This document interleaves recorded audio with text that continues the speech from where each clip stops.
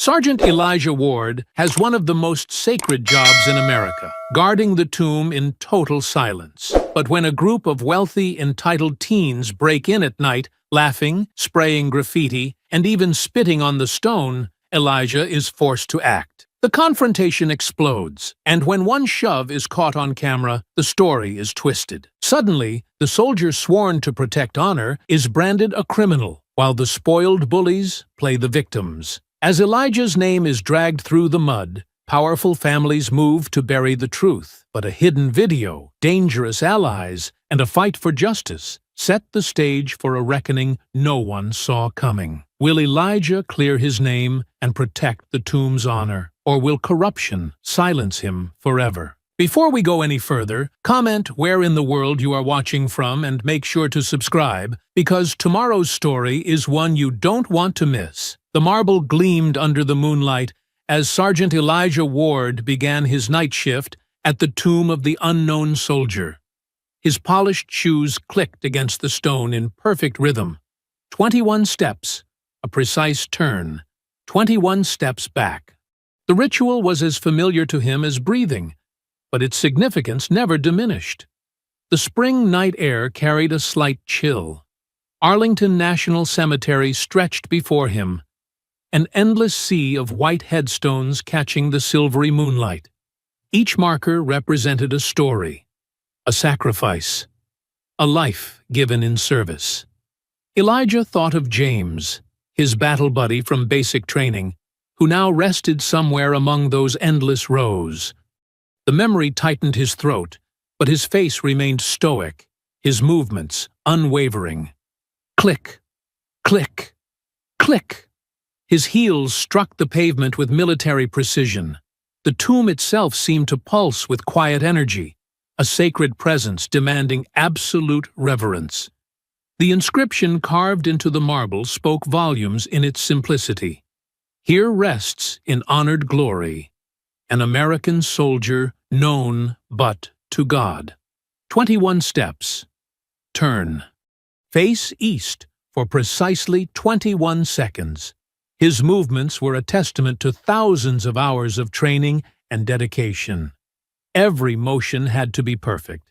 The public expected nothing less. But Elijah knew they expected even more from him specifically.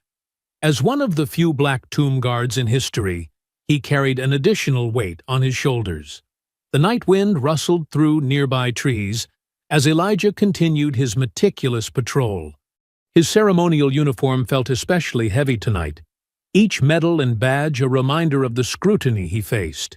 He'd overheard the whispers, seen the lingering stares, felt the unspoken question in visitors' eyes. Did he belong here?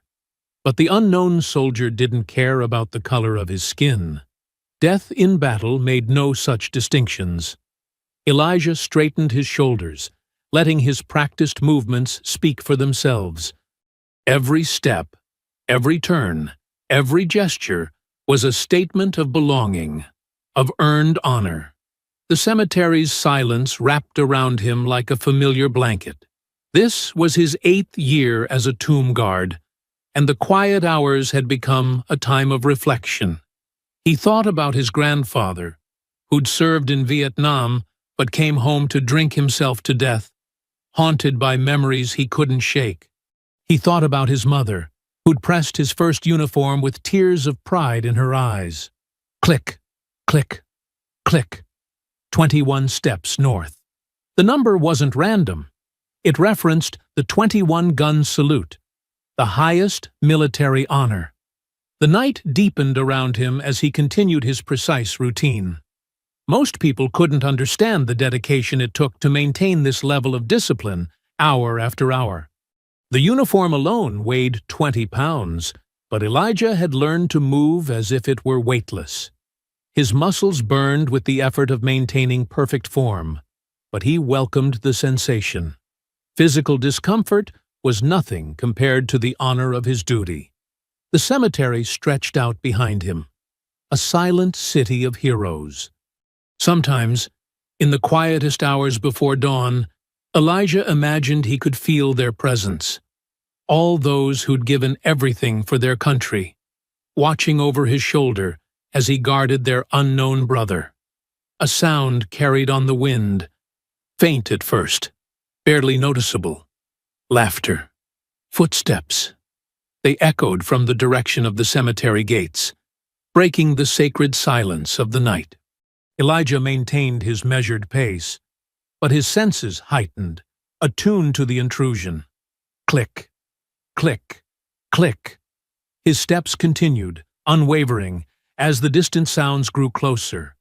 Elijah's ears caught the growing sound of drunken laughter and stumbling footsteps. His eyes narrowed slightly, the only break in his perfect composure. Through years of experience, he'd learned to spot trouble before it arrived. These footsteps didn't carry the respectful hesitation of legitimate visitors. 3 figures emerged from the shadows between the headstones.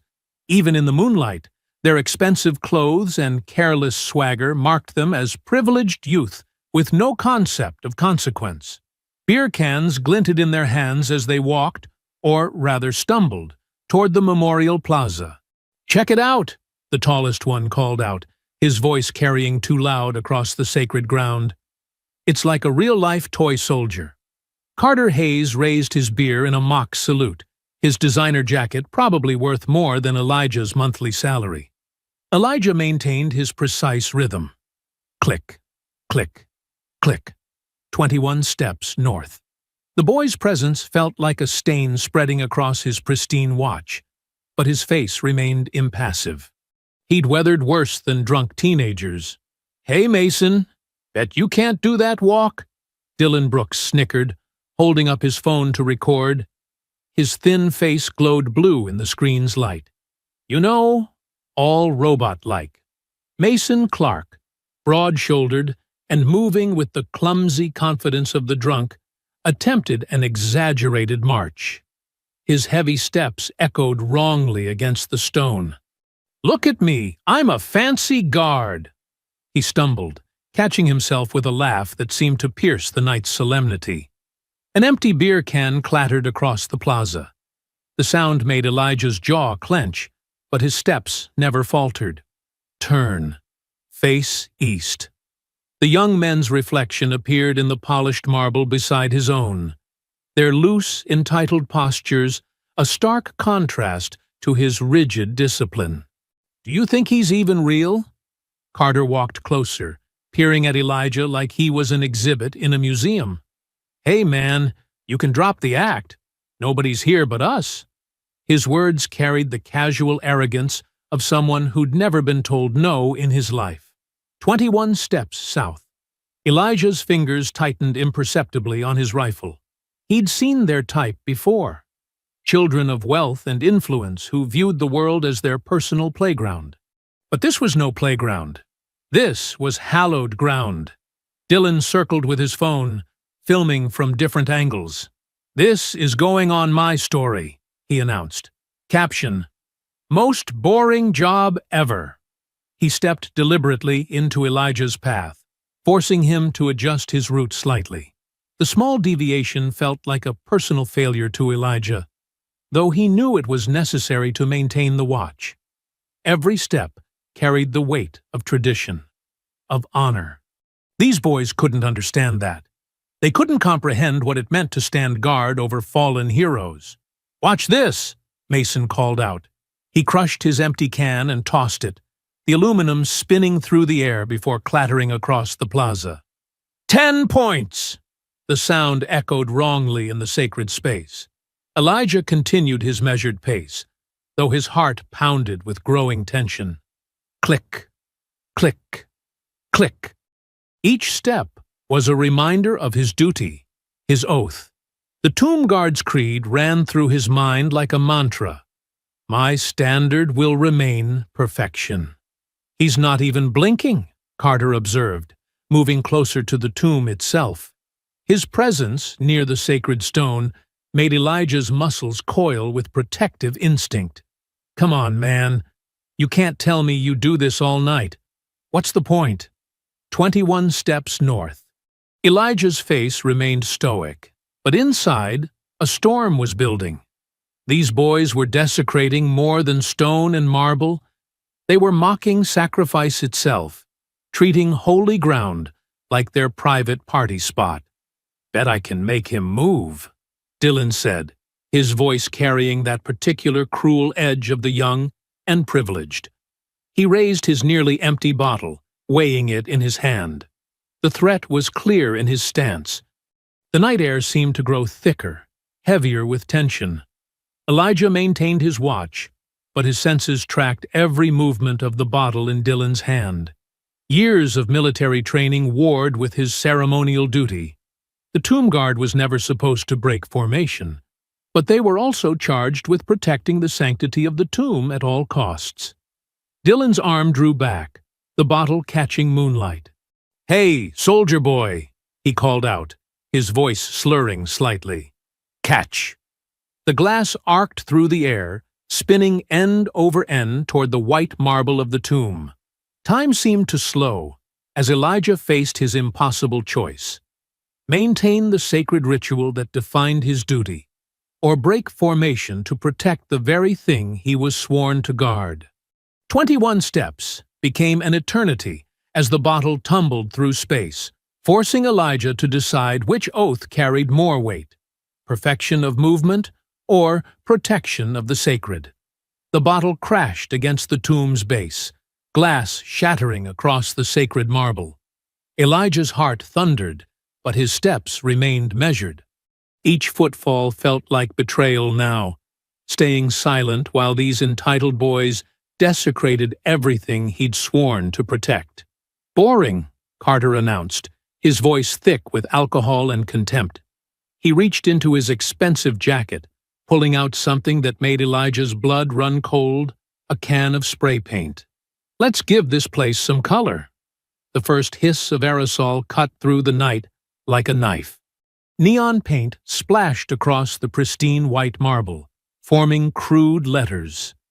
Carter's unsteady hand turned the sacred monument into his personal canvas. "My turn!" Mason grabbed for the can, nearly dropping it in his drunken state. More paint sprayed wildly, defacing the solemn inscription that had stood watch over fallen heroes for generations. Something inside Elijah finally snapped. The sacred rhythm of 21 steps dissolved as he stepped out of formation, his boots striking the stone with purpose. "Stop immediately," he commanded, his voice carrying the full weight of military authority. "You are defacing a national monument. Leave now." Carter turned, surprise flickering across his face before morphing into a smirk. "Oh, look, the robot speaks." He tossed the spray can to Dylan, who caught it one-handed while still filming. "What's wrong, toy soldier? Don't like our art?" "This is hallowed ground," Elijah stated, each word precise and controlled, despite the rage building in his chest. "You will leave. Now." His grip tightened on his rifle, though he kept it in ceremonial position. "Hallowed ground?" Mason mimicked, swaying slightly. "It's just a big rock, man. Lighten up." He stumbled closer to Elijah, alcohol fumes heavy on his breath. "What are you going to do about it anyway?" Dylan circled them, his phone's camera light casting harsh shadows. "Yeah. What happened to your little dance routine? 21 steps this way, 21 steps that way." His mocking march drew laughs from his friends. "Final warning." Elijah's voice remained steady, though his pulse pounded in his ears. "Exit the Memorial Plaza immediately, or I will be forced to call security." His dark eyes met each of theirs in turn, searching for any sign of conscience or respect. "Or what?" Carter stepped forward, invading Elijah's space. "You'll march us to death?" His confident sneer spoke of countless confrontations where money and influence had shielded him from consequences. "Go back to your robot routine." "Better listen to him," Mason added with a cruel laugh. "Daddy's probably got the whole cemetery board on speed dial." He turned to his friends. "Can you imagine if this rent-a-cop tried to touch us? Career over in 5 minutes." The slur that followed hit Elijah like a physical blow. Carter said it casually, like he was commenting on the weather. but the word carried centuries of hate. The other boys laughed, emboldened by their leader's cruelty. Elijah's jaw clenched so tight it hurt, but he held his composure. He'd faced this before, in training, in service, even here at the tomb. But never had it felt so personal, so entwined with his sacred duty to protect this place. "What's wrong?" Carter pressed, sensing the impact of his words. "Lost your robot programming?" He reached out and flicked Elijah's sleeve, testing limits. "Maybe we should reprogram you, teach you your place." Mason's glob of spit hit the marble with a wet sound that seemed to echo across the plaza. The desecration was deliberate, calculated, a direct challenge not just to Elijah, but to everything the tomb represented. Something deeper than training, deeper than discipline, finally broke. Elijah's hand shot out, catching Mason's chest and shoving him backward. The drunk teenager stumbled, arms windmilling, before landing hard on the plaza stone. "You touched me!" Mason's voice cracked with indignation and surprise. "Did you see that? He attacked me!" He scrambled to his feet, face red with rage and embarrassment. Carter's smirk widened as Dylan adjusted his camera angle. "Oh, we saw everything," he said, satisfaction dripping from every word. "Every single second." The reality of what he'd done hit Elijah like ice water. He'd broken his sacred watch, violated his training, let these spoiled children provoke him into exactly what they wanted. But as he looked at the defaced marble, the spittle slowly dripping down its face, he couldn't find regret. Only a deep, burning certainty that some violations demanded response, even at terrible cost. "Oh God, my ribs!" Mason wailed, his voice echoing across the silent plaza. "I think he broke something." His performance was almost comical. A drunk teenager trying to method act his way through imaginary pain. Dylan's camera never wavered, but his framing was deliberate. The lens captured only Elijah's push, missing the spray paint, the spitting, the slurs. Each second of footage was carefully curated to tell their twisted version of events. "You okay, buddy?" Carter knelt beside Mason, barely concealing his grin. His voice carried just the right note of concern. Practiced, performative. That was a really hard hit. "Maybe we should call an ambulance?" Mason groaned louder, rolling from side to side. "It hurts so bad." He peeked through his fingers at Dylan, making sure the camera caught his performance. "I can't believe a guard would do this." "Keep going," Carter whispered, patting Mason's shoulder. "Make it look good." Then louder, for the camera. "Someone in authority attacking innocent teenagers? This is serious!" Elijah stood rigid, anger and frustration burning in his chest.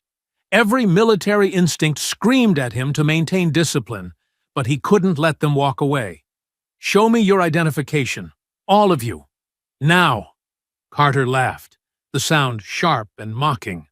"Or what? You'll assault us again?" He helped Mason to his feet, supporting him even though they all knew it was an act. "You're in no position to make demands." "Yeah," Dylan chimed in, still filming. "Pretty sure attacking minors isn't part of your job description." He adjusted his grip on the phone, making sure to catch Elijah's reaction. "Wonder what your superiors will think when they see this." Elijah's hand moved to his radio, fingers wrapping around the cold metal. "Final warning. Present identification, or I'm calling security." His voice remained steady, professional, even as rage churned beneath the surface. "Run!" Carter suddenly shouted, shoving Mason toward the plaza steps. "He's going to attack us again." The three boys scattered like startled birds, their laughter trailing behind them. Mason's limp mysteriously vanished as he sprinted away, his earlier performance forgotten in the rush of escape. Elijah grabbed his radio, pressing the transmit button with controlled force. "Guard post to main gate security. 3 suspects fleeing north from the plaza." Vandalism and desecration of the tomb. Detain for questioning. The radio crackled. Copy that. Units moving to intercept. He could hear distant shouts as security caught up with the boys near the cemetery gates. Elijah allowed himself a small measure of satisfaction. At least they wouldn't escape completely unscathed. He had done his duty, protected the tomb as best he could under impossible circumstances. Following protocol, he documented everything. The spray paint defacing the marble, the broken glass from their bottles, the wet mark where Mason had spit. Each detail carefully noted, each violation recorded with military precision. The truth would come out, he told himself. The full story would be told. But near the main gate, a very different story was taking shape. Dylan hunched over his phone, fingers flying across the screen as he trimmed the video. His face glowed with the blue light of the display, highlighting his satisfied smirk.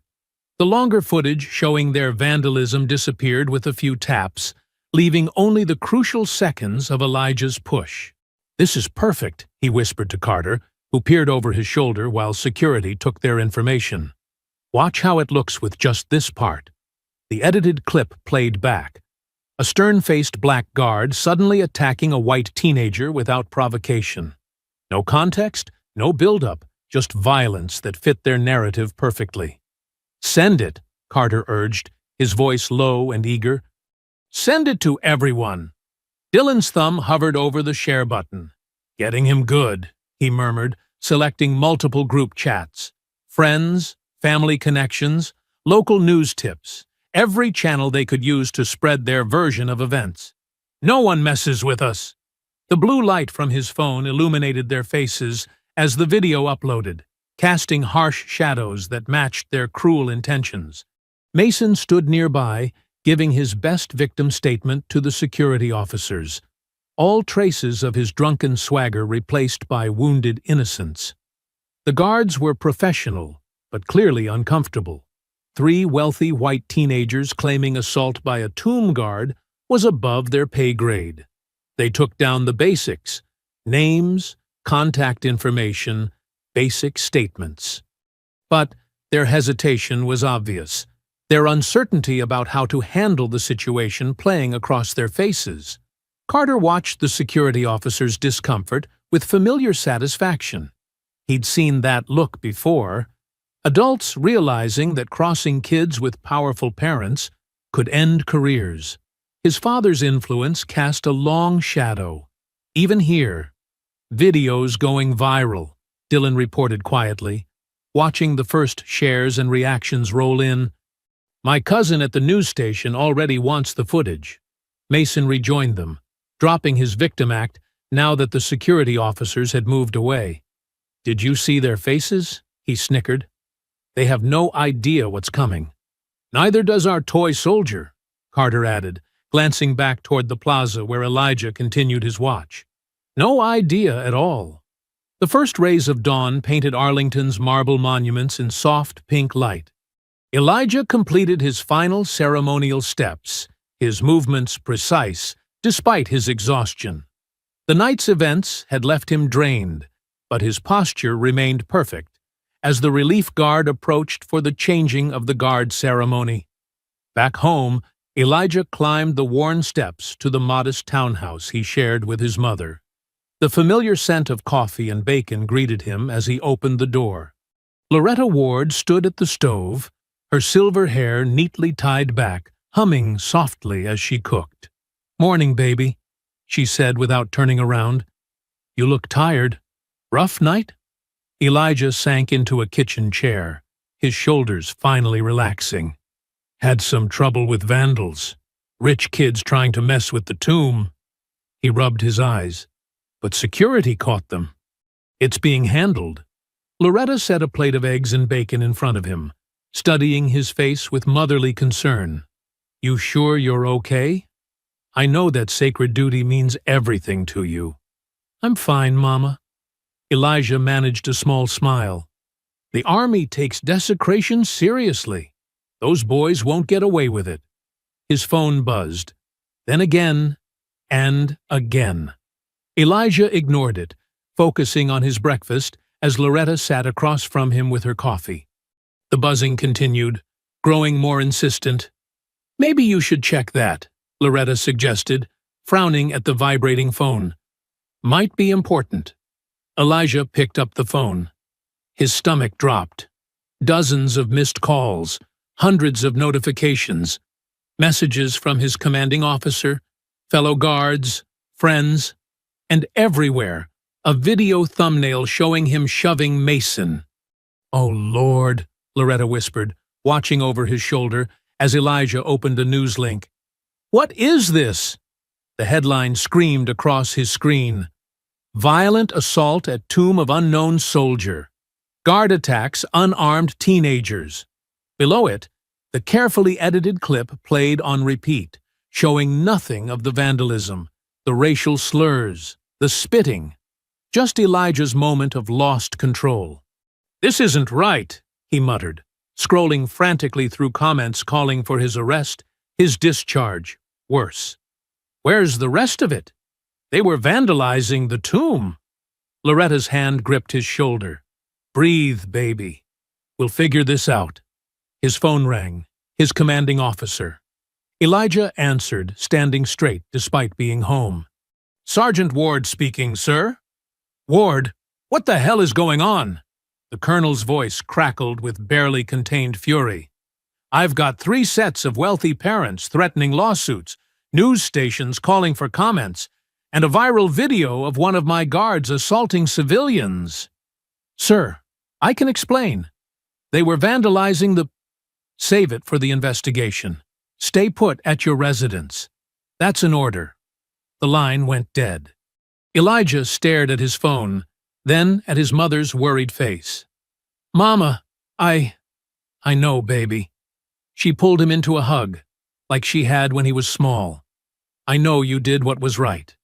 Outside, a news van pulled up. Then another. Reporters gathered on their small lawn, cameras pointed at the house. Neighbors peeked through curtains, whispering and pointing. Loretta's jaw set in a determined line. "Don't you pay them any mind. Let me make you some more coffee." A heavy knock cut her off. Through the front window, they could see military police vehicles parked alongside the news vans. "No," Loretta whispered. "They wouldn't dare." Another knock, harder. "Sergeant Ward! Military police! Open up!" Elijah straightened his shoulders, squaring them like he did at the tomb. "It's okay, Mama. They'll sort this out." He opened the door. 2 MPs stood on the porch, stone-faced. Behind them, cameras flashed, and reporters shouted questions. "Sergeant Elijah Ward?" The senior MP held up a warrant.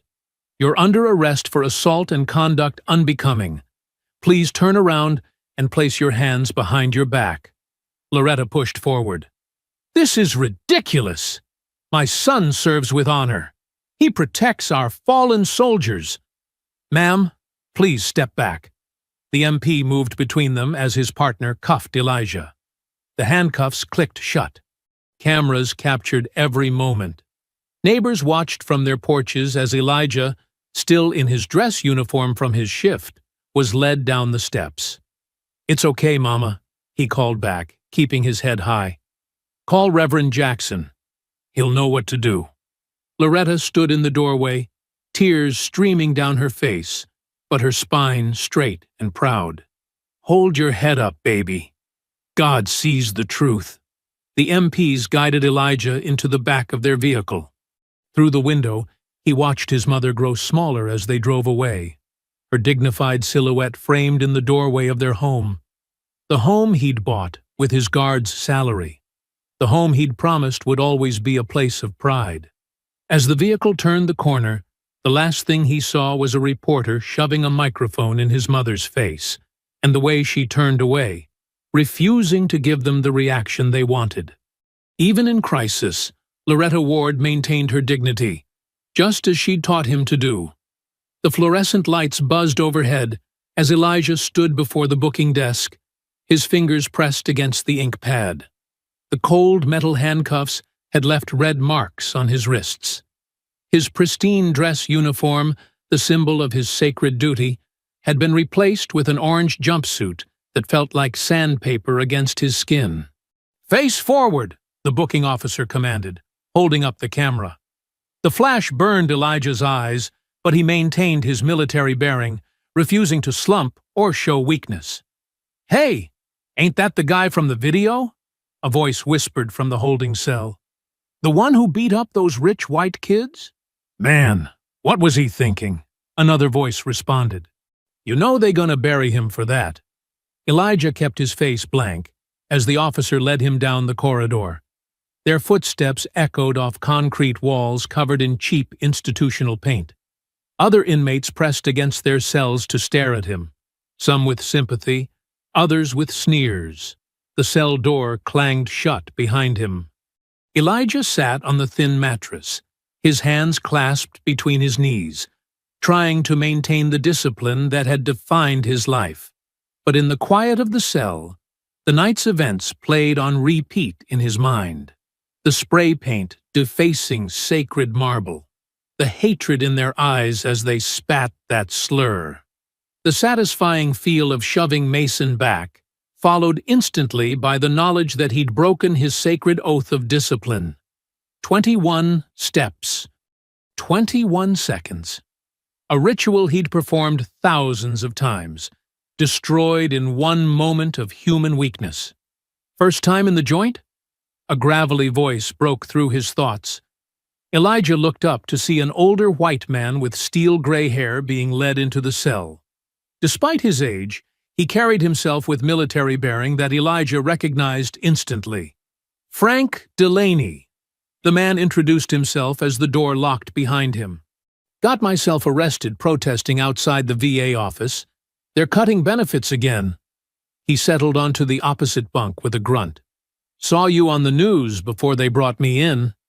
Elijah tensed, waiting for judgment or condemnation, but Frank just nodded thoughtfully. "Tomb guard, right? Sacred duty. I visited there after Nam, watching you boys march. Helped me find some peace." He studied Elijah's face. "Those punk kids had no business there." "You saw what really happened?" Elijah asked, his voice rough. "Saw enough. That edited clip's making the rounds, but veterans know better. We understand what that place means." Frank leaned forward. "Listen, son. I've been around long enough to know. The truth always surfaces. Might take time, might get ugly first, but it comes out. My whole life, sir," Elijah said quietly, "I've tried to honor the uniform, to prove I deserve to guard that sacred ground. Now look at me. You think you're the first soldier to get knocked down by the system?" Frank's voice carried the weight of experience. "I came back from Nam, to people spitting on my uniform. But we endured. The truth survived." A guard appeared at the cell door. "Ward, you've got a visitor." They led Elijah to a visiting room divided by thick glass. His heart clenched when he saw his mother on the other side. Loretta Ward sat straight-backed in her Sunday best, her face composed despite the redness around her eyes. "My baby," she said, as he sat down, pressing her hand against the glass. Elijah matched his palm to hers, wishing he could feel her warmth through the barrier. "I'm sorry, Mama," he whispered. "I let you down. Elijah James Ward. Don't you dare apologize." Her voice was steel wrapped in velvet. "You protected something sacred, just like your daddy taught you before he passed. The media's destroying my name. The army's turning its back on me. Let them try." Loretta's chin lifted.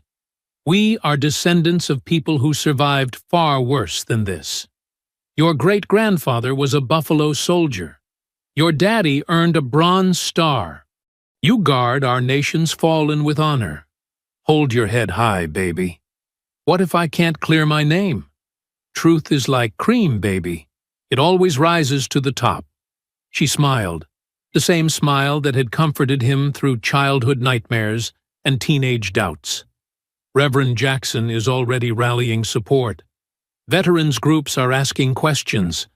God didn't bring you this far to leave you. A guard called time. Loretta stood, smoothing her skirt. I raised you to stand tall in the face of injustice. Remember who you are, Sergeant Ward. Remember the sacred duty you carry. Elijah pressed his hand against the glass one last time. I love you, Mama. I love you too, baby. Hold your head high. I'll be back tomorrow. As they led him back to his cell, Elijah felt something shift inside him. The shame didn't vanish, but it transformed into something harder, more determined. His mother's words echoed in his mind. Hold your head high. Frank looked up as Elijah returned to the cell. Good visit? Yes, sir, Elijah replied, standing at parade rest out of habit. My mama reminded me who I am.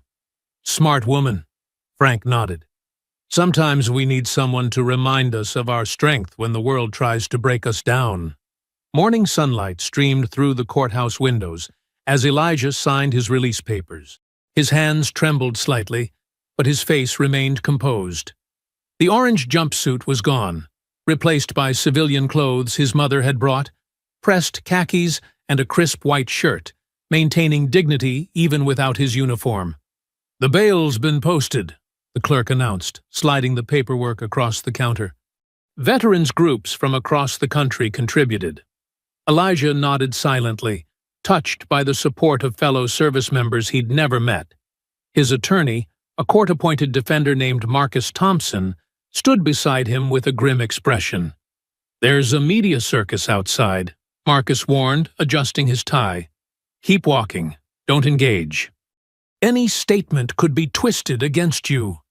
Through the courthouse's heavy wooden doors, they could hear the growing commotion. Camera shutters clicked rapidly as Elijah emerged, his mother's hand steady on his arm. Microphones thrust toward his face like weapons. Sergeant Ward, did you assault those minors? Do you regret attacking innocent teenagers? Should you be stripped of your position? The questions felt like physical blows, but Elijah kept his eyes forward, walking with the measured pace of a soldier. Loretta's grip tightened protectively as reporters pressed closer. Those boys were just taking photos. Do you have anger management issues? Is this racially motivated? A small figure darted through the crowd, a young Latina woman in professional attire, her press badge reading, Sofia Morales, Independent News. Unlike the others, she didn't shout accusations. Sergeant Ward, she called firmly but respectfully, I'd like to hear your side of the story. About the vandalism. Elijah paused slightly. It was the first mention of what had actually happened that night. Sophia pressed forward, her dark eyes intense with purpose. The security footage from Arlington seems to be missing, she continued, and the boys' families are blocking access to the full video. Don't you think the public deserves to know the truth? Marcus tried to hustle Elijah toward the waiting car, but Sophia quickly pressed her card into his hand. I believe there's more to this story. Call me if you want to talk. In the back seat of his mother's old Buick, Elijah studied the business card while cameras flashed outside the windows. Sofia Morales, investigative reporter. Her handwritten cell number was scrawled on the back. That young lady seemed different from the rest, Loretta observed, carefully navigating through the media vehicles. She wanted truth, not scandal. Elijah nodded, remembering the determined look in Sophia's eyes. She'd been the only one to mention the vandalism, the only one questioning the convenient gaps in evidence. The drive home was tense with unspoken worries. Their modest neighborhood looked unchanged, but neighbors peeked through curtains as they passed. Mrs. Johnson, who usually waved cheerfully, quickly shut her door. Inside their small house, Loretta went straight to the kitchen. Her way of dealing with stress was to cook. Soon the smell of cornbread filled the air, a comfort from Elijah's childhood. He sat at the worn kitchen table, Sophia's card still in his hand. Those boys' families, Loretta said as she worked. I looked them up while you were away. She paused, kneading dough with extra force. The Hayes boys' daddy owns half the construction contracts in Virginia. The Brooks family has judges and senators at their dinner table. And the Clarks? She shook her head. Old money, old power. You think I shouldn't fight back, Elijah said quietly. No, baby. Loretta turned to face him, flour dusting her arms. I think you need to know what you're up against. These people, they've got money to bury the truth and connections to ruin lives. They'll try to paint you as an angry black man who attacked their innocent white children. But you still think I should fight? I think you need to fight smart. She wiped her hands on her apron. That journalist girl, she might be onto something. The truth is there. In missing footage, in witnesses, they're trying to silence. But getting to it won't be easy. Elijah stood and walked to the window, looking out at the street where he'd played as a child, dreaming of serving his country. His father's old Marine Corps flag still hung proudly by the door. They didn't just disrespect me, Mama, he said softly. They desecrated holy ground. They spat on the sacrifice of men and women who gave everything for this country. His voice strengthened with conviction. I won't let them bury that truth. It'll be hard, baby. Might get worse before it gets better. Then I'll endure. Elijah squared his shoulders, the posture of countless guards before him who'd stood watch through storms and darkness. I'll restore my honor, clear my name. Not just for me, but for the sacred duty I swore to uphold. The Bell and Anchor Cafe sat on a quiet corner, its faded awning and worn brick exterior a testament to decades serving veterans. Inside, the walls displayed service medals and unit patches, creating a museum of sacrifice and honor. Elijah pushed open the heavy wooden door, the brass bell above tinkling softly. The morning crowd was thin, a few older vets nursing coffee, scattered conversations about medications and grandkids. Frank Delaney waved from a corner booth, his weathered face creasing into a smile. Good to see you in regular clothes, Frank said as Elijah slid into the vinyl seat. Orange wasn't your color? A waitress brought coffee without asking, the universal fuel of morning meetings. Steam rose between them as Frank studied Elijah's face. You holding up okay, son? Managing, Elijah replied, wrapping his hands around the warm mug. Thank you for meeting me. Frank nodded toward two men at the counter. Hey, Mike, Pete, come meet someone. The men ambled over, one tall and lean with a Vietnam veteran cap, the other stocky with a Marine Corps ring. Both carried themselves with the unmistakable bearing of long service. Boys, this is Sergeant Ward, Frank said. The tomb guard they're trying to railroad. Mike extended his hand first. We were there that night, walking the grounds, paying respects to old friends. Elijah's grip tightened on his mug. You saw what happened? We heard, Pete growled, pulling up a chair. We were visiting Pete's brother's grave. 20 years since we lost him in Desert Storm. Heard those punks way before we saw them. Drinking, laughing, acting like it was some kind of playground, Mike added. His voice carried the quiet anger of a man who'd seen too much disrespect. We were about to confront them ourselves. You'd testify? Elijah asked, hope rising in his chest. Tell what you really saw? Already tried, Pete said grimly. Police wouldn't take our statement. Said the case was being handled at a higher level. But we'll tell anyone who'll listen, Mike insisted. Those boys need to face consequences. The bell above the door chimed again. Sophia Morales entered, laptop bag slung over her shoulder, her dark hair pulled back professionally. Frank waved her over. Perfect timing, he said. Pull up a chair, young lady. These gentlemen have stories you need to hear. Sophia opened her notebook as Mike and Pete recounted the night's events. Her pen moved rapidly, occasionally pausing to ask clarifying questions. When they finished, she turned her laptop around. I've been digging into our vandals, she said. Carter Hayes. His father, Senator Hayes, sits on 3 military oversight committees. Recently pushed through controversial defense contracts worth billions. She clicked to another document. Dylan Brooks. Mother's a top-tier lobbyist for tech companies. She's known for making problematic stories disappear from social media. And Mason Clark? Daddy's construction empire built half the government buildings in D.C.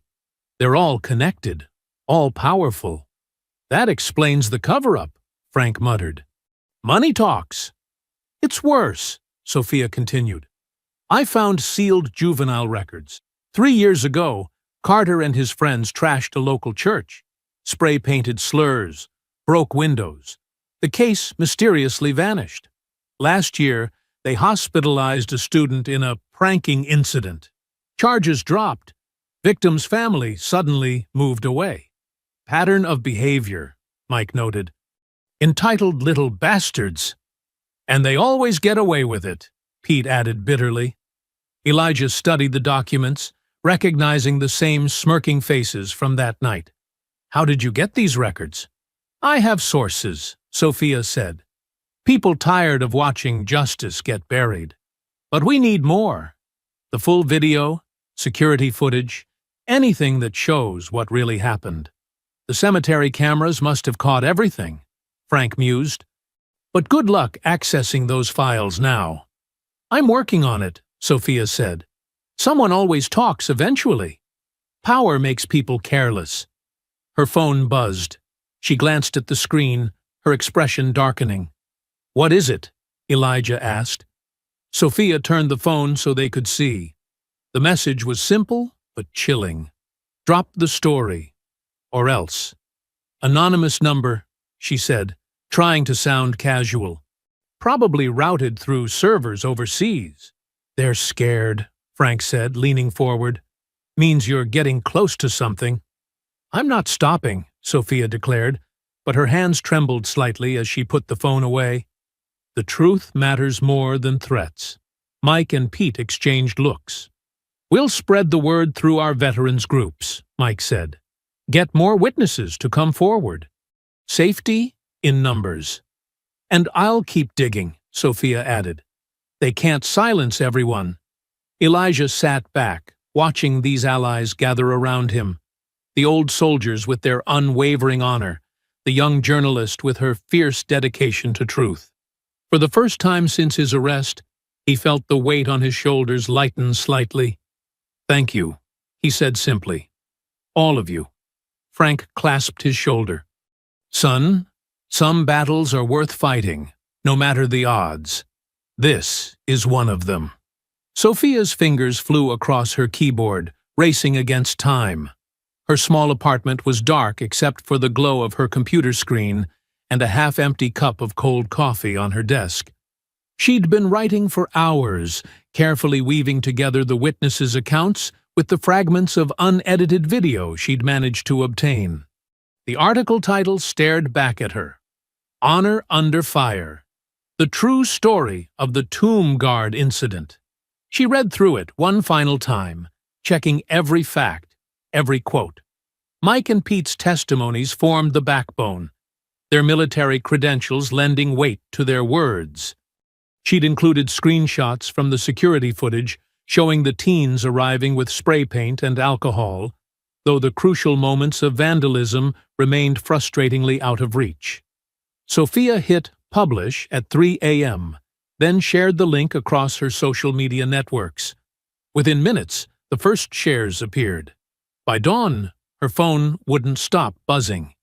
Did you see? She texted Elijah. It's going viral. The real story this time. Elijah sat at his kitchen table, reading the article on his mother's tablet.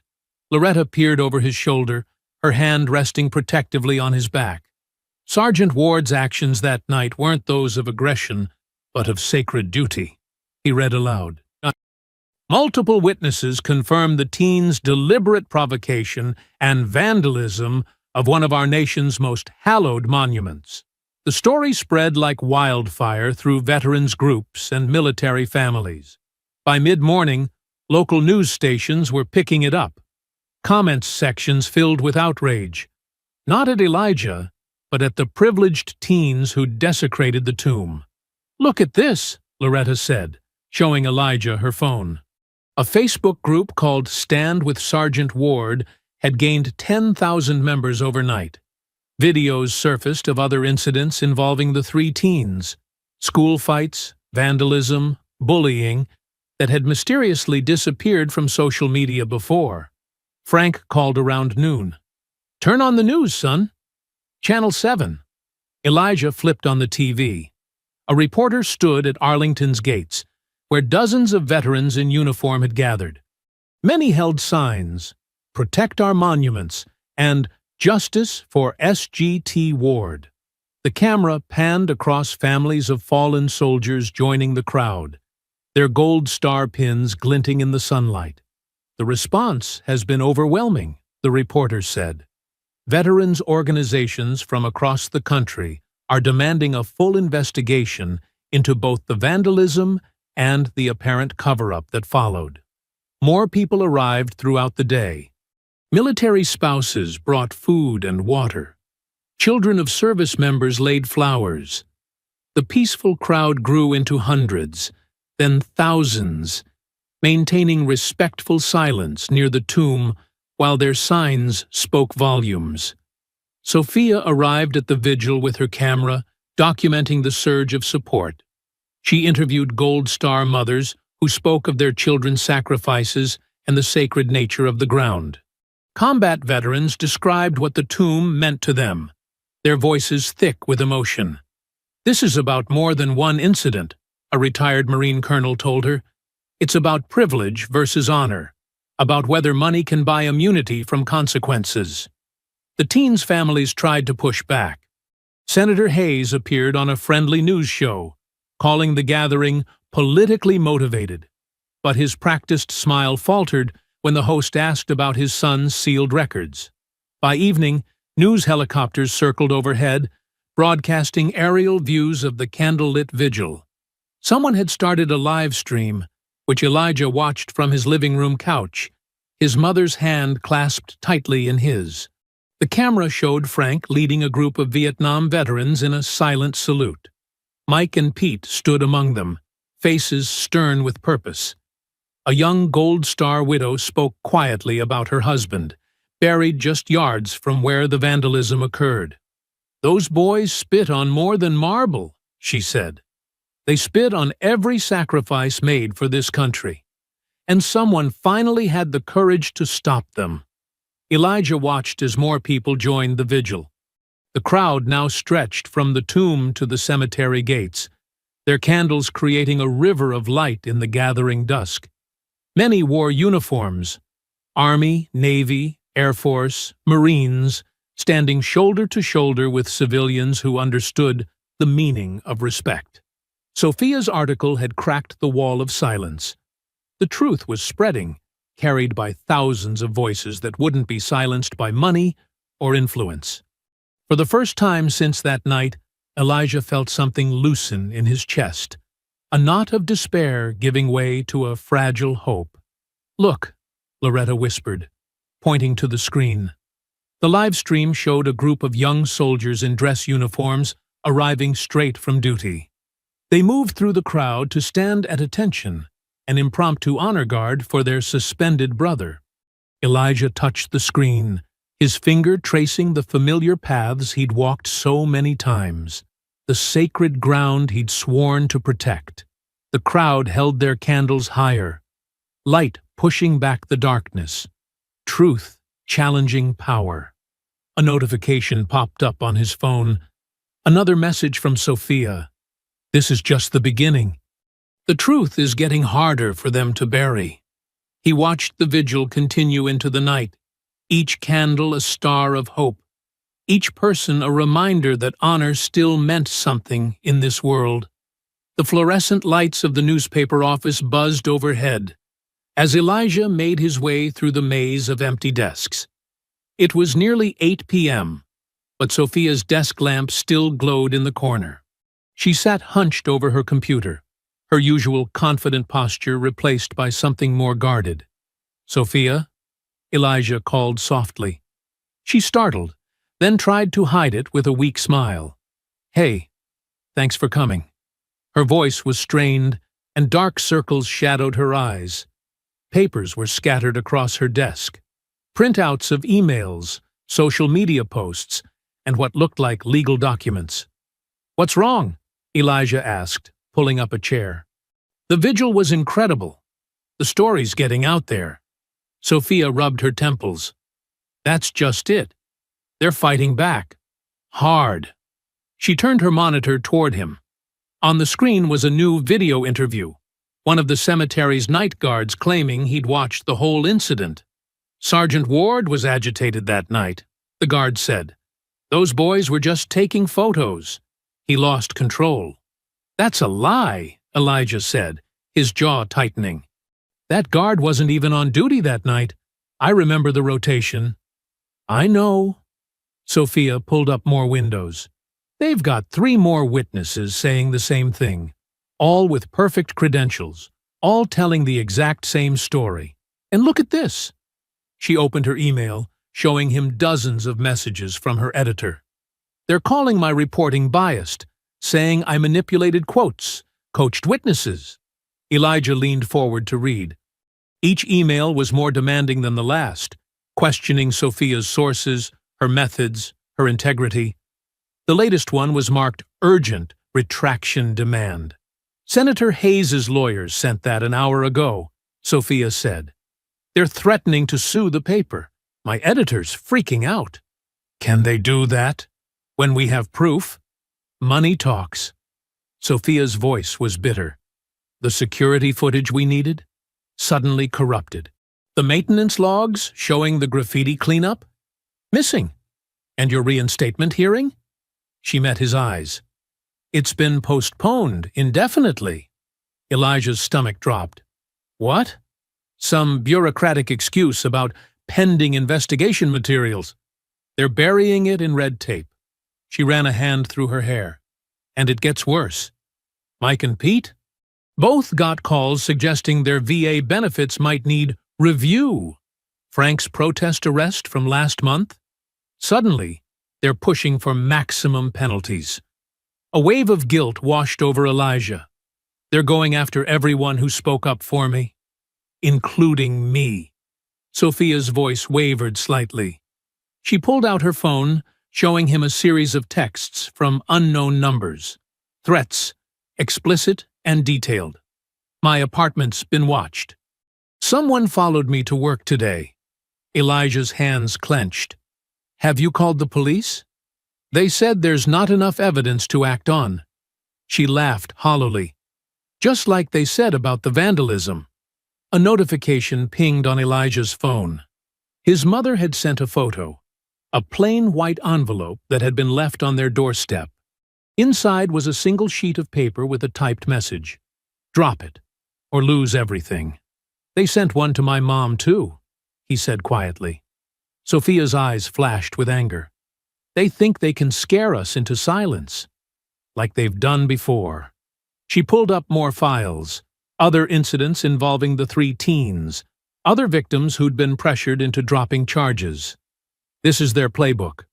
Intimidate, discredit, bury the truth under money and influence. Elijah stood and paced the empty office, feeling trapped. The lights of the city glowed through the windows, but they seemed cold now, distant. His phone buzzed again, more notifications about news articles questioning his story, his character, his fitness for duty. "The worst part," Sophia said, "it's working. People are starting to doubt. The vigil's momentum is fading. Social media's turning against us." She showed him the trending topics: conspiracy theories about political motives, accusations of race baiting, cruel memes mocking his service. "What about the unedited video?" Elijah asked. "The one showing everything?" "Dylan's father hired experts to testify it was doctored. They're claiming we fabricated evidence." Sophia's voice cracked slightly. "I'm sorry, Elijah. I thought truth would be enough." Elijah nodded slowly, his throat tight. I should go. It's late. He needed to check on his mother, make sure she was safe. Thank you, Sophia, for everything you risked. We're not done, she insisted, but her voice lacked its usual fire. The drive home felt longer than usual. Elijah kept checking his mirrors, wondering if he was being followed too. The street was quiet when he pulled up to his house, but the silence felt threatening now rather than peaceful. Inside, his mother had left a light on. His dress uniform still hung perfectly pressed on the back of his bedroom chair, silver badge gleaming in the dim light. Elijah stood in the doorway, staring at it, at the crisp lines and polished buttons, at everything it represented. He reached out to touch the sleeve, remembering the weight of it, the pride he'd felt putting it on each day. Now he wondered if he'd ever wear it again, ever stand that sacred watch, ever feel that sense of purpose and honor. The uniform hung silent in the darkness, offering no answers. The numbers on Elijah's bedside clock blurred together as he tossed and turned. Sleep refused to come. Every time he closed his eyes, he saw those sneering faces, heard their laughter echoing through the sacred grounds. The weight of his suspended duty pressed down on his chest like a stone. At 4 a.m., he gave up trying to rest.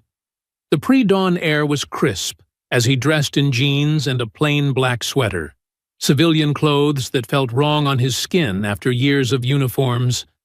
His mother was still asleep as he slipped out the front door, her worry-lined face finally peaceful. The streets were empty as Elijah walked the familiar route to Arlington. His feet knew every crack in the sidewalk, every turn of the path. He'd made this journey countless times before, but never like this. Never as an outsider. The cemetery gates loomed ahead, iron bars stark against the lightening sky. Elijah stopped short of entering, his hands gripping the cold metal. From here, he could see the gentle slope leading up to the tomb. His heart ached at the sight of another guard performing the ritual he knew by heart. 21 steps. Turn. 21 steps back. The precise movements were ingrained in Elijah's muscles, in his very being. He watched the guard's measured pace, the rifle positioned exactly as regulations demanded. The morning light caught on polished brass and pristine wool. An older couple walked past him through the gates, the woman carrying flowers. They gave him a wide berth, eyes flickering with recognition before quickly looking away. Elijah's jaw clenched. Just days ago, visitors had watched him with respect, even awe. Now he was someone to fear, to avoid. The guard changed shifts as the sun crept higher. Elijah stayed rooted in place, unable to tear himself away. Each click of heels, each precise movement of the changing of the guard ceremony twisted something deeper in his chest. But beneath the pain, something else was crystallizing. A clarity he'd been missing. This was bigger than his career, bigger than his reputation. The unknown soldier represented every service member who'd given everything for their country. That sacred trust had been violated not just by 3 spoiled teens, but by a system that protected wealth and privilege over honor and truth. "Thought I might find you here," a gruff voice said behind him. Elijah turned to see Frank Delaney, looking worn but determined in his old Vietnam veteran's jacket. The older man's eyes were sharp as they studied Elijah's face. "Couldn't sleep," Elijah admitted. "None of us could." Frank moved to stand beside him at the gate. "Been making calls all night, calling in favors from people who still remember what honor means." They watched in silence as the morning guard continued the eternal vigil. Each step was a reminder of what had been taken from Elijah, but also of what he was fighting to protect. "You know what gets me?" Frank said finally. "Those boys didn't just disrespect you, or the tomb. They disrespected every man and woman who ever put on a uniform. Every family who ever got that folded flag. And their folks think money can make that right. Elijah nodded, his throat tight. They don't understand what this place means. No, they don't. Frank's voice hardened, but they're about to learn. The older man reached into his jacket pocket and pulled out a small USB drive. His weathered hands pressed it firmly into Elijah's palm. It's the full video, uncut, Frank said quietly. Security camera footage from that night. Shows everything. The beer cans, the spray paint, the slurs. Everything they tried to bury. Elijah stared at the tiny device. How did you... Let's just say I still know some people who believe in doing what's right, even when it costs them. Frank's eyes never left the tomb. Time to end this. The weight of the USB drive in Elijah's hand felt like both a burden and a weapon. He closed his fingers around it, feeling the sharp edges press into his skin. Above them, the guard continued his eternal march, oblivious to the small act of defiance taking place at the gates. They'll try to stop us, Elijah said. They've already threatened everyone who's tried to help. Let them try. Frank's voice carried the steel of a man who'd faced worse odds. Some things are worth fighting for. Some truths need to be told, no matter the cost. The sun had fully risen now, painting the marble of the tomb in soft golden light. Elijah watched as another visitor placed a small American flag at its base. Even now, even with all the controversy, people still came to pay their respects, still remembered what this place stood for. He straightened his shoulders, feeling a familiar resolve settle over him. The USB drive in his hand might be small, but its contents could shatter the wall of lies they'd built. The truth was, finally, within reach. Sophia's cramped office buzzed with tension as she connected the USB drive to her computer. Empty coffee cups littered her desk, evidence of another sleepless night. Elijah leaned forward in his chair, hands clasped tightly, as the video player opened. Are you ready? Sophia asked, her finger hovering over the play button. Elijah nodded. Show me everything. The footage was crystal clear, captured by Arlington's security cameras. The timestamp showed 2:17 a.m. Three figures stumbled into view, their expensive clothes and casual swagger unmistakable. Carter Hayes took a long drink from his beer can before tossing it onto the sacred ground. Look at the robot! Dylan Brooks's voice rang out clearly. Think he's real, or just a statue? Sophia's jaw clenched as she watched. The uncut footage showed everything the boys' edited version had hidden. Mason Clark produced the spray paint from his jacket. The metallic rattle picked up by the camera's microphone. This part, Elijah said quietly, pointing to the screen. This is when I first heard them coming. They watched as the teens escalated their taunts, their voices growing louder. Beer cans clattered across the pavement. The camera caught every moment of their deliberate disrespect. Got the robot mad yet? Carter jeered on screen. Maybe he needs some color on his precious tomb. The spray paint hissed as it marked the white marble. Sophia glanced at Elijah, seeing the pain in his eyes as he relived the moment. On screen, his uniformed figure finally broke formation, stepping forward with military precision. You will cease this desecration immediately, Screen Elijah commanded. Oh, it talks. Mason laughed. What's wrong, robot? Don't like our redecorating? The racial slur that followed made Sophia flinch. The camera caught it clearly, along with the ugly sneer on Mason's face as he spat on the tomb's surface. Only then did Elijah move, pushing Mason back with controlled force. Nothing like the violent assault their edited clip had portrayed. Pause it, Elijah said hoarsely.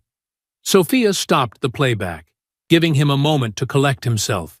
This changes everything, she said, already pulling up her draft article. The timestamp proves it wasn't edited or doctored. The audio is pristine. Their whole narrative falls apart. Elijah stared at the frozen image. Will people believe it? After everything their families have done to control the story? They'll have to. Sophia's fingers flew across her keyboard. The evidence is undeniable. And I've been building a larger story around this. Their family's history of covering up scandals, buying influence, silencing critics. She turned her screen to show him the article taking shape. The headline read, "Sacred Trust Betrayed. The Truth Behind the Tomb Guard Controversy." "I want to add your voice to this," Sophia said. "A personal statement about what that night meant to you, what the tomb represents. People need to understand what was really violated here." Elijah was quiet for a long moment, considering. "Their families will come after you harder than ever." "Let them try." Sophia's dark eyes flashed with determination. "I became a journalist to expose exactly this kind of corruption. The public deserves to know the truth." They spent the next hours crafting the story. Sophia wove together the security footage, witness statements from Frank and other veterans, and documentation of the family's previous cover-ups. Elijah's statement came straight from his heart, describing the sacred duty of guarding the unknown soldier, and the pain of watching that sacrifice mocked. "Every step we take at the tomb is measured," he wrote. 21 steps, representing the 21-gun salute. Each movement honors those who gave everything for their country. When I saw them desecrating that symbol, I didn't see their wealth or status. I saw an insult to every fallen soldier, every grieving family, every American who understands what true sacrifice means. The office grew darker as evening fell. Sophia's editor had already cleared space on the front page of their digital platform. The story was set to go live at dawn, prime time for maximum impact. "Once this publishes, there's no going back," Sophia warned, her finger hovering over the schedule button. "They'll throw everything they have at discrediting us." Elijah stood straight, his military bearing evident even in civilian clothes. "The truth doesn't need defending. It just needs to be told." Sophia nodded and pressed the button. The article was locked in, set to explode across the internet in just a few hours. She saved multiple backups of the footage and article, storing them in secure locations. "Now we wait," she said, checking the time. 6 hours until dawn. 6 hours until the truth they'd fought so hard to expose would finally see light. Elijah looked out her office window at the darkened city. Somewhere out there, 3 privileged boys and their powerful families had no idea what was coming. For the first time since that night at the tomb, he felt the weight on his shoulders beginning to lift. The sun crept over Washington, D.C.'s horizon as Sophia's article went live. Within minutes, notifications began flooding her phone. She sat in her office, having never left, watching the view counter explode. "It's happening," she told Elijah, who had dozed off in a chair. He blinked awake, immediately alert. The uncut security footage played on every major network. Anchors spoke in grave tones about the shocking revelation and deliberate manipulation of the original narrative. Social media erupted with fury as people shared the video, their comments a tidal wave of outrage. Tomb Guard justice started trending. Then, Arlington disgrace. Within an hour, both were in the top spots nationwide. Elijah's phone rang. It was Frank. "Turn on CNN," the old veteran said gruffly. They switched on Sophia's office TV. A panel of veterans was discussing the footage, their faces tight with controlled anger. A retired general spoke directly to the camera. "What we witnessed in this video isn't just vandalism. It's an attack on everything Arlington represents." Outside the cemetery gates, crowds began gathering spontaneously. People brought flags and flowers, forming an impromptu vigil that grew by the minute. Military families stood shoulder to shoulder with civilians. Some wept openly, watching the footage on their phones. "Look at this," Sophia said, showing Elijah her laptop. Veterans organizations across the country were releasing statements demanding immediate action.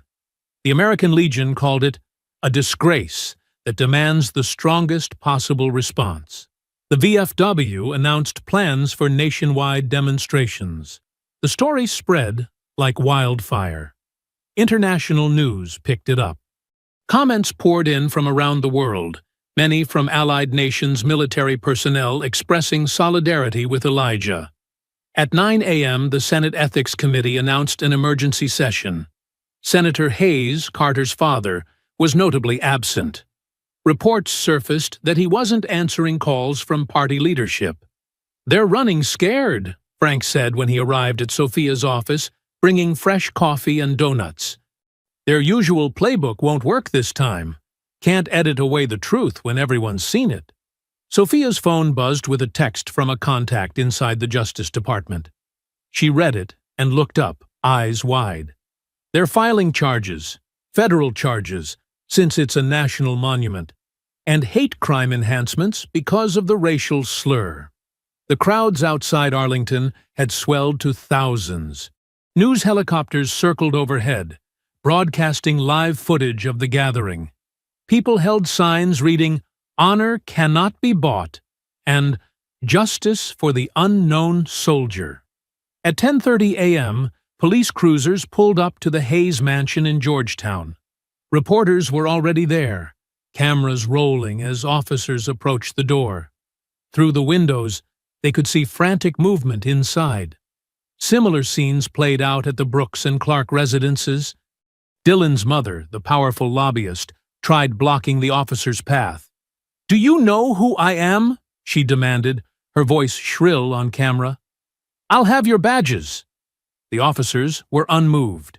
They had their orders, backed by federal warrants.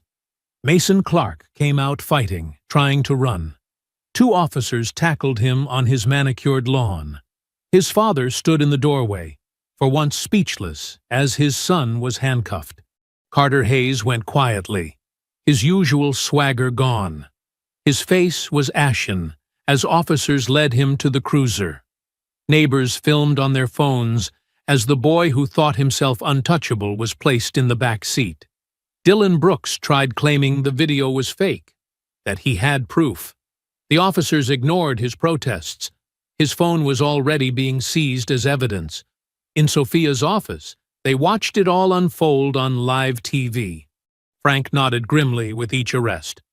"Justice comes for everyone eventually," he said. "Even the ones who think they're above it." Elijah remained quiet, his expression unreadable as he watched the boys being taken away. These were the same young men who had mocked him, who had tried to destroy his career and honor. Now they looked small, scared, stripped of their protective bubble of privilege.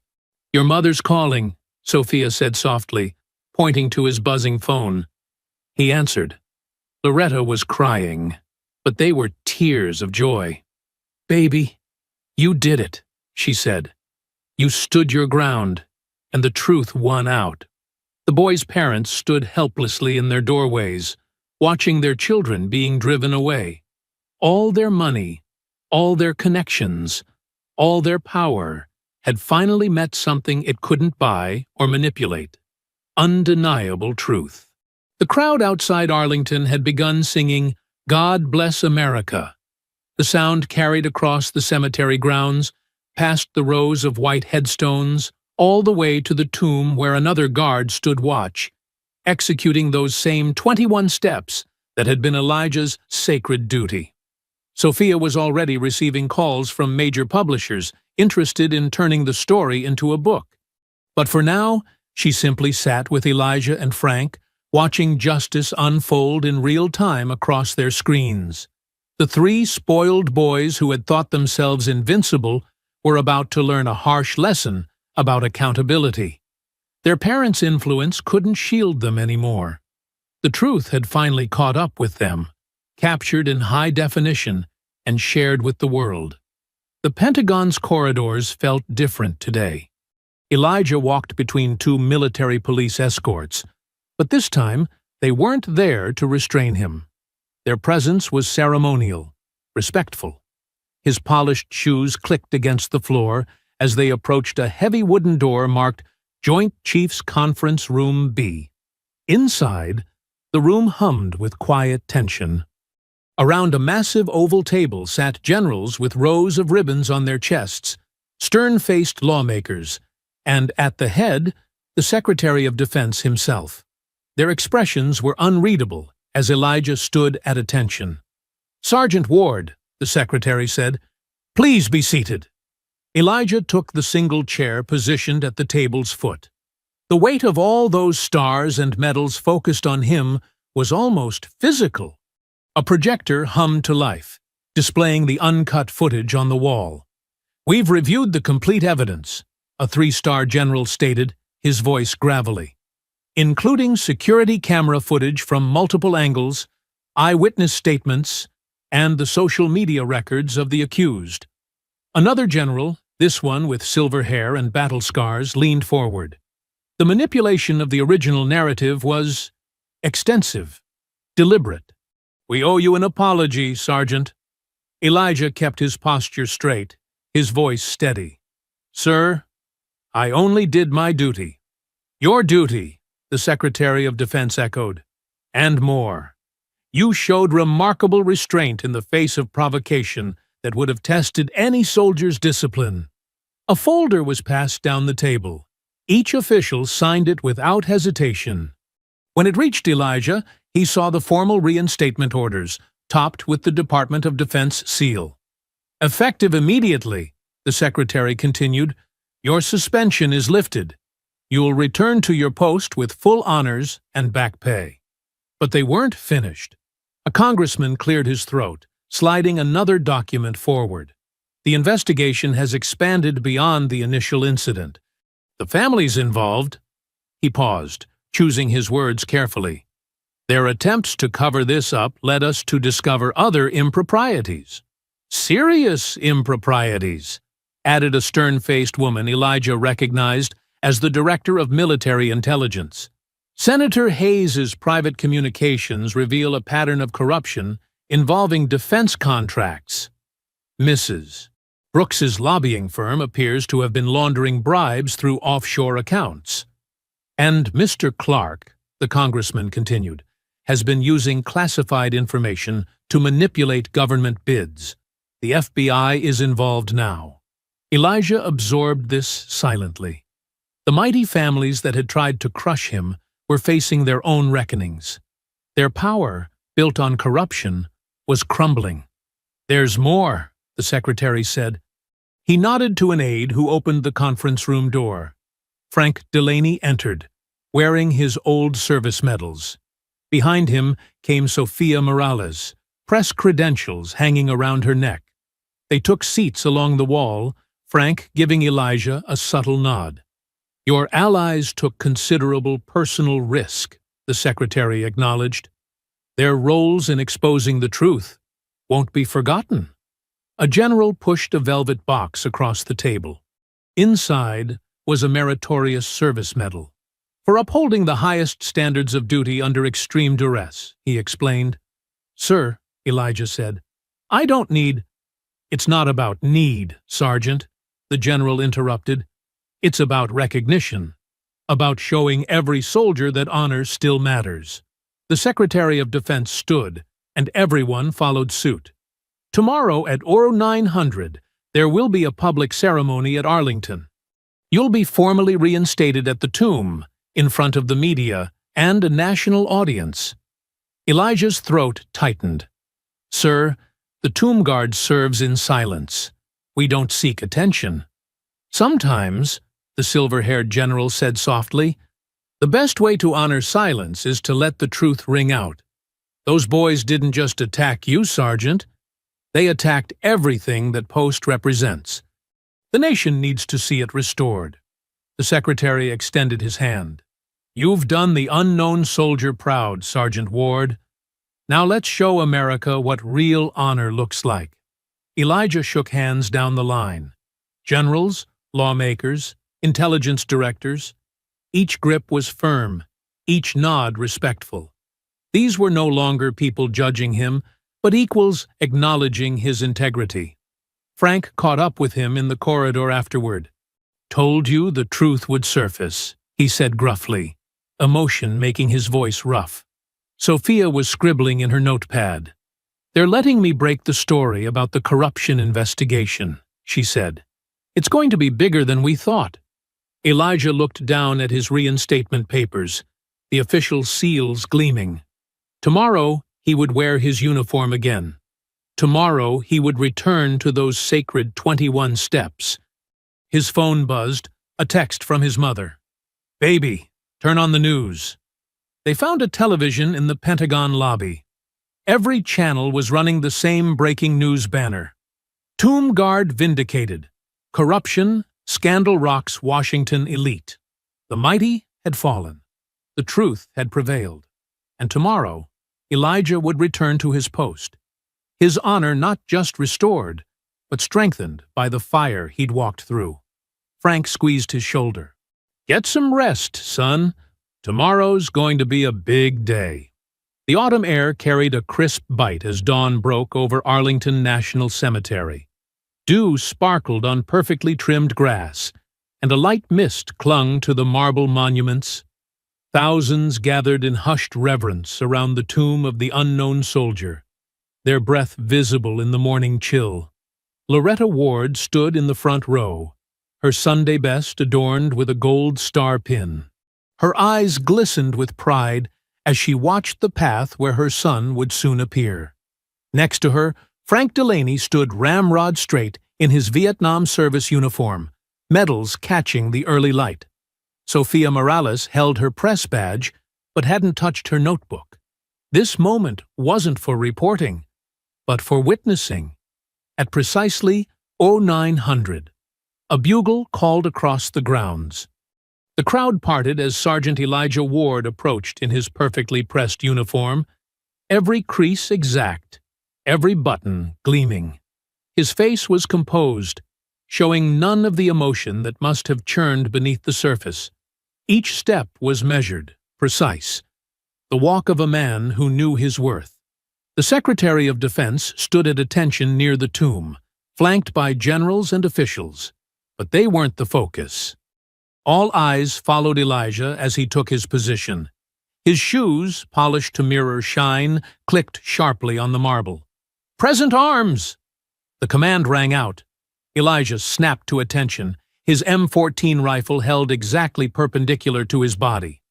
The morning sun caught the weapon's polished wood and steel. The rifle felt right in his hands, like coming home. In the third row, a news camera caught the fallen faces of Carter Hayes, Dylan Brooks, and Mason Clark, the three boys who had tried to destroy him. They stood in suits now, under court order to witness this ceremony as part of their sentencing. Their once proud families huddled in the back, shadows of their former selves. Senator Hayes had resigned in disgrace. Mrs. Brooks's firm was being dismantled by federal investigators. Mr. Clark faced years in prison, but Elijah didn't spare them a glance. His focus remained where it belonged, on the tomb, on his sacred duty, on the honor he had fought to protect. The secretary stepped forward to speak. "Today, we right a wrong." His voice carried across the silent crowd. "We restore to his post a soldier who exemplified the highest virtues of his charge, even when faced with despicable provocations." Loretta dabbed her eyes with a handkerchief. Frank stood straighter, if that was possible, his weathered face set with satisfaction. Sergeant Ward's unwavering dedication to his duty, his restraint in the face of hatred, and his persistence in seeking truth embody the very principles this memorial represents. The secretary's words echoed off the marble columns. The desecration of this sacred space was not just an attack on one soldier, but an assault on everything we hold dear. Today, we show that honor prevails, that truth cannot be buried, that justice, though sometimes slow, arrives with certainty. Sophia noticed how the disgraced families flinched at these words. Their names had become cautionary tales, their influence evaporated, their reputations destroyed by their own corruption and their son's cruelty. "Sergeant Ward," the secretary concluded, "resume your post." Elijah executed a perfect about-face. 21 steps. Turn. 21 steps. Each movement was flawless, a testament to countless hours of training and dedication. The click of his heels marked time like a metronome of dignity restored. Veterans in the crowd stood at attention, offering silent salutes.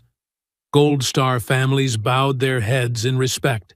Even journalists kept their cameras lowered, honoring the solemnity of the moment.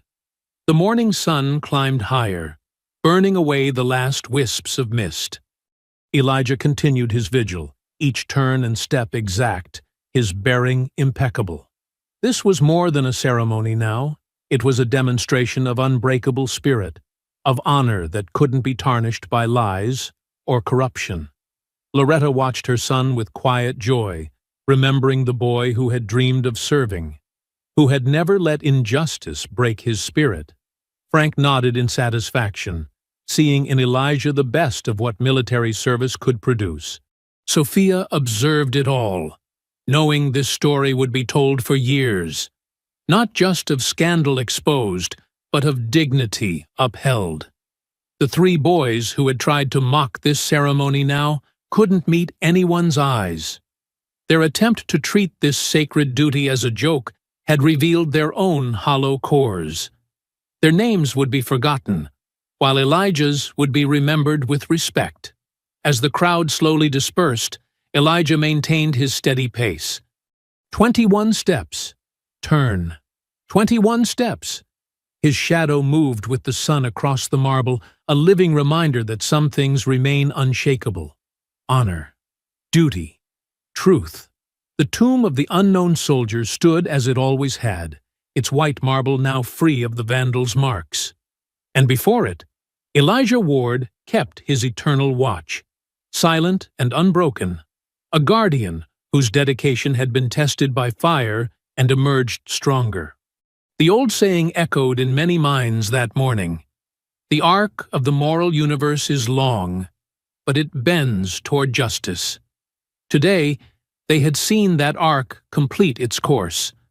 Honor had prevailed over corruption, truth over lies, dignity over disgrace. The changing of the guard would come later, but for now, Sergeant Elijah Ward held his post, his vindication complete, his duty unending.